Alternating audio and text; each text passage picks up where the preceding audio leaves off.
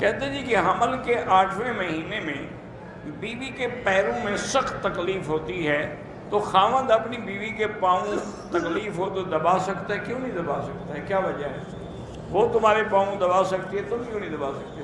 اصل میں جتنی آداب شریعت ہیں ان میں بہت بڑی حکمت ہے۔ مثلا ایک ادب یہ بھی ہے کہ آپ اگر باہر سے آئیں تو فوراً گھر میں نہ جائیں، اپنے محلے کی مسجد میں بیٹھ جائیں، 2 رکعت پڑھیں، حال حوال کریں، اور گھر والوں کو پتہ لگے کہ وہ آ گیا۔ تو حضور پاک نے فرمایا کہ تاکہ عورت جو ہے بیچاری جب اس کا خامند باہر گیا ہوا تو اجڑی پجڑی ہوتی ہے، تاکہ وہ غسل کر لے، تیل لگائے، تیاری کرے اپنے خامند کے استقبال کی، پھر داخل۔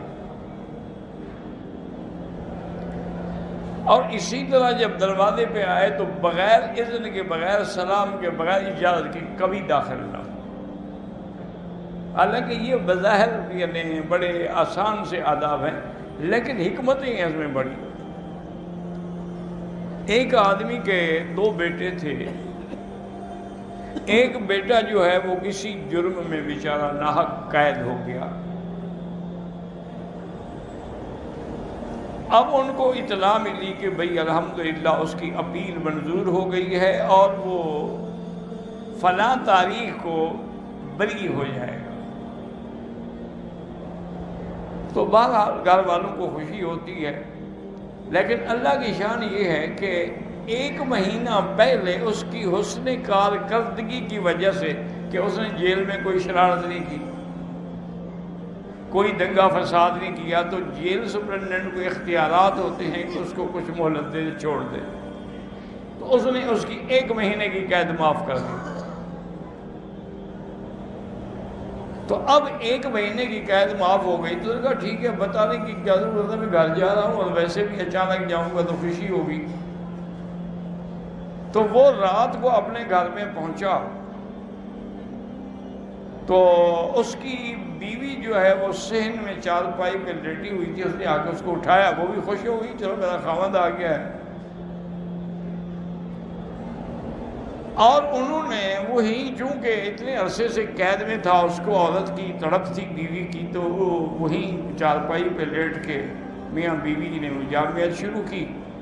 اس کے باپ اور بھائی جو تھے وہ پانی لگانے کے لیے فصل میں گئے ہوئے تھے، وہ واپس آئے۔ انہوں نے دیکھا کہ ایک آدمی جو ہے وہ میری بہو کے ساتھ لیٹا ہوا ہے۔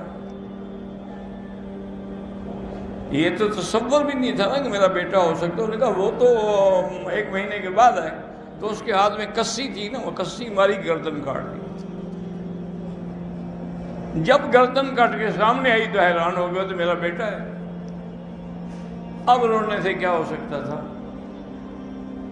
تو اس لیے اگر آدمی آداب شریعت پہ عمل کرے اور جلد بازی سے کام نہ لے تو اس میں بے انتہا فائدہ بھی ہوتا ہے۔ اس لیے اب دیکھیں نا کہ بندہ خود تصور کریں کہ اگر کسی کے دروازے پہ اللہ کا نبی کھڑا ہو، سرکار دو عالم کھڑے ہوں، تو ہو سکتا ہے کہ حضور کے لیے دروازہ نہ کھولے، لیکن پھر بھی آپ کھڑے ہو جاتے، سلام کرتے، اور 3 دفعہ میں اگر جواب نہیں آیا تو واپس چل پڑتے۔ اور اسی طرح ایک ادب یہ بھی ہے کہ آپ کسی کے گھر گئے، دروازے پہ آواز دی اور اندر سے بیوی نے کہا کہ بھائی تمہارا بھائی یہاں نہیں ہے، تم جاؤ پھر واپس آنا۔ فَإِنْ قِيلَ لَكُمْ ارْجِعُوا فَارْجِعُوا، اگر کہیں کہ لوٹ جاؤ تو لوٹ جاؤ۔ حضرت ابن عباس رضی اللہ تعالیٰ عنہ ہمیشہ افسوس فرماتے تھے، کہتے بھی اس آیت پر ہمارا عمل نہیں ہو سکا، اس لیے کہ ہمیں تو کوئی نہیں کہتا کہ واپس جاؤ، کوئی کہے واپس جاؤ تو ہم واپس جائیں نا، تو لہذا یہ آیت تو ہمارے عمل سے رہ گئی۔ اس لیے ہمیشہ آداب شریعت جو ہیں اس کے اندر اللہ تبارک و تعالیٰ کی کروڑوں حکمتیں ہیں، اور اس میں اللہ تعالیٰ کی کروڑوں رحمتیں ہیں۔ اگر انسان شریعت پہ چلے تو 1000 برائیوں سے بچ جاتا ہے۔